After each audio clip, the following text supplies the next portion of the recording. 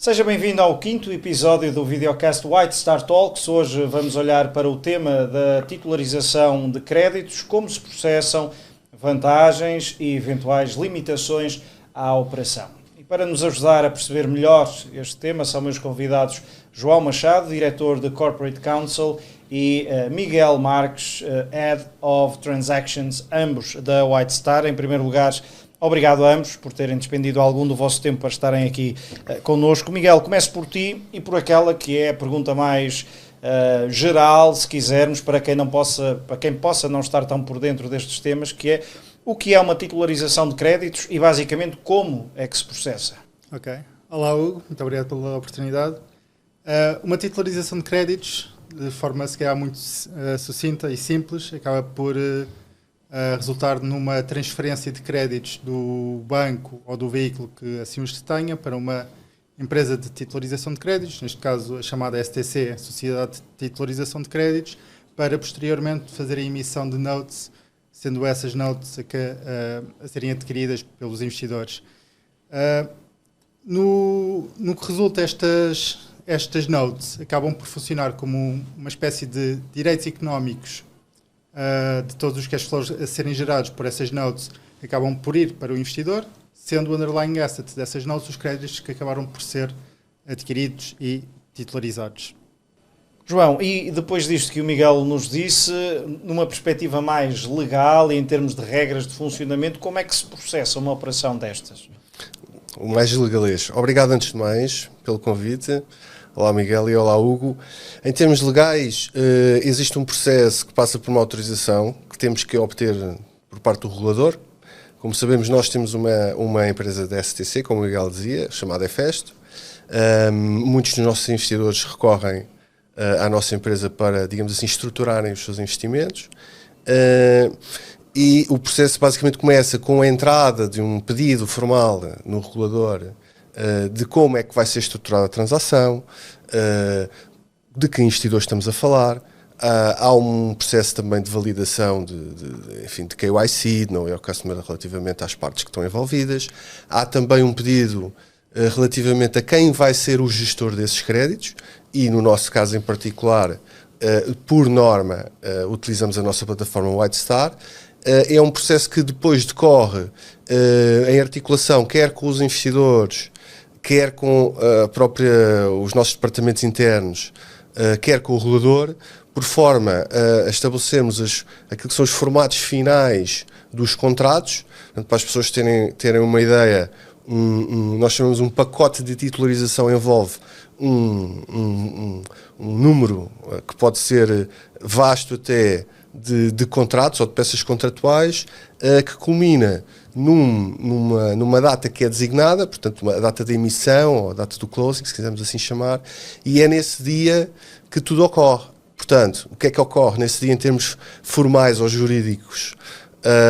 Ocorre a venda dos créditos para a STC, ocorre a subscrição das notes, como o Miguel referia, que são não mais do que obrigações, com a particularidade de se chamarem obrigações titularizadas, e depois tudo o que nós chamamos o settlement, ou seja, os cash flows, o pagamento, portanto, todos os movimentos, digamos assim, de cash e de dinheiros que têm que ocorrer entre as partes. No final deste closing, a foto que temos é uma emissão, digamos assim, finalizada com sucesso. Temos um note holder, um obrigacionista, que passa a deter as tais obrigações titularizadas, que foram emitidas pela STC, e temos o vendedor, portanto, que recebeu, neste caso poderá ser um banco ou SPV, como o Miguel referia, pago, digamos assim, pela venda dos créditos. Portanto, acaba por ser uma operação, muitas vezes triangulares, na forma mais simplista, mas enfim, é um trabalho que é planeado de início e culmina com este dia em que tudo ocorre. Miguel, e pegando neste dia em que tudo ocorre, como dizia aqui o João, a verdade é que em Portugal já ocorrem vários dias destes, portanto várias operações de titularização de créditos. Aquilo que te pergunto é, porquê que se recorre à titularização, que é como quem diz, há de ter vantagens, quais são essas vantagens? Sim, bastantes. De facto, começou a ser uma tendência nos últimos anos de todos os investidores em Portugal, principalmente no segmento do crédito, acima de tudo do NPL, que é aquele onde nós trabalhamos, começarem a funcionar cada vez mais com este mecanismo das titularizações, exatamente pelas vantagens que este mecanismo oferece. Este mecanismo tem várias vantagens, desde as vantagens fiscais e operacionais, mas também outras vantagens às vezes um pouco mais escondidas de nós, White Star, que trabalhamos os créditos, como é o caso do acesso ao financiamento. É muito mais simples os bancos financiadores providenciarem leverage para uma estrutura que está montada através de notes, primeiro porque mais facilmente conseguem aceder ao financiamento lá fora, no estrangeiro, uma vez que muitas vezes os detentores das notes também acabam por estar based fora de Portugal, e assim conseguem ter crédito mais barato e logo aí serem mais competitivos na aquisição das carteiras. Para além deste incentivo, desta facilidade do crédito, também o facto de estarmos a falar de notes e da aquisição de notes, que ser o verdadeiro ativo que os investidores vão ter dentro do seu balanço, vai abrir um novo leque, uma nova linha de investidores que muitas vezes, devido a, se calhar, a natureza dos seus fundos, não vão poder comprar carteiras de crédito por si, mas podem sim, e estão disponíveis a participar quando estão titularizadas. Sim, exatamente, na aquisição somente das notes. Depois também temos as questões operacionais e fiscais, que essas são as mais visíveis e fáceis de explicar. Na parte operacional temos a questão do report ao Banco de Portugal, por exemplo. Uma carteira que esteja titularizada permite-nos fazer o report ao Banco de Portugal dessas dívidas, o que por sua vez cria um maior inbound de chamadas para dentro das nossas operações, porque vamos ter os devedores, os clientes, a quererem regularizar, ou têm um incentivo maior a regularizar as suas dívidas, e obviamente da parte fiscal, se calhar até o próprio João poderá estar melhor para indicar isso, mas estamos a falar de isenção de IVA no servicing fee, ou seja, na gestão dos underlying assets que acompanham os notes, ou seja, nas carteiras de crédito, e também na própria isenção de IRC, de certa forma, para o silo titularizado. Isto obviamente que aumenta bastante a competitividade por via da diminuição de custos e também de aumento esperado de collections versus investidores que prefiram a clássica aquisição por via de um SPV simples, onde não vai ter nenhuma destes benefícios que tivemos a referir aqui. João, queres esmiuçar um bocadinho isto, nomeadamente pela parte fiscal, embora o Miguel já tenha aqui desenvolvido um bocado? Sim, quer dizer, eu acho que para quem nos ouve, nesta componente o que é importante a reter é, de facto, a titularização, ou seja, o mecanismo de titularização. Porquê que eu vou titularizar créditos em vez de ter os créditos diretamente? Do ponto de vista fiscal, é muito mais competitivo, precisamente pelas razões que o Miguel disse. Portanto, comparativamente, pensemos que se eu tiver uma carteira de créditos e eu preciso de um gestor para me gerir essa carteira de créditos, eu vou pagar, nos termos da legislação normal, vou pagar 23% de IVA. Portanto, nós temos um regime que, em Portugal, precisamente para fomentar o mercado de titularização, estabeleceu, isto já nos tempos idos, a isenção. Portanto, vemos comparativamente, do ponto de vista do investidor, a comparação entre contratar um gestor onde, sobre os honorários desse gestor, vai pagar um acréscimo de 23%, versus contratar um gestor onde não vai ter esse acréscimo de 23%. Portanto, isto, então, quando olhamos digamos assim, na perspectiva do business plan, portanto, ao longo da vida, digamos assim, estimada desse portfólio, tem um impacto significativo. O outro destaque, é precisamente o referido, é o facto de, em termos de distribuição de dividendos, se nós usarmos uma SPV ao invés de usarmos a detenção das tais obrigações, a SPV, que eu posso ter uma SPV que compra os créditos e é por ela, e é aí que o investidor detém o seu investimento, vai pagar aquilo que é o imposto de rendimento de pessoas coletivas, nos termos normais, como qualquer outra empresa se tratasse.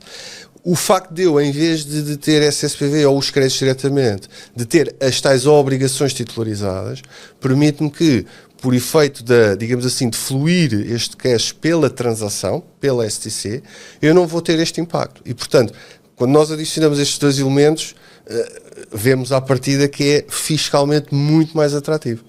É expectável que, e não tenho um número em mente de quantas transações, quantas titularizações foram realizadas no último ano ou nos últimos anos, mas é expectável que ocorram ao mesmo ritmo ou que ocorram até mais nos próximos tempos, tendo em conta também aquilo que conhecemos do mercado de NPLs português?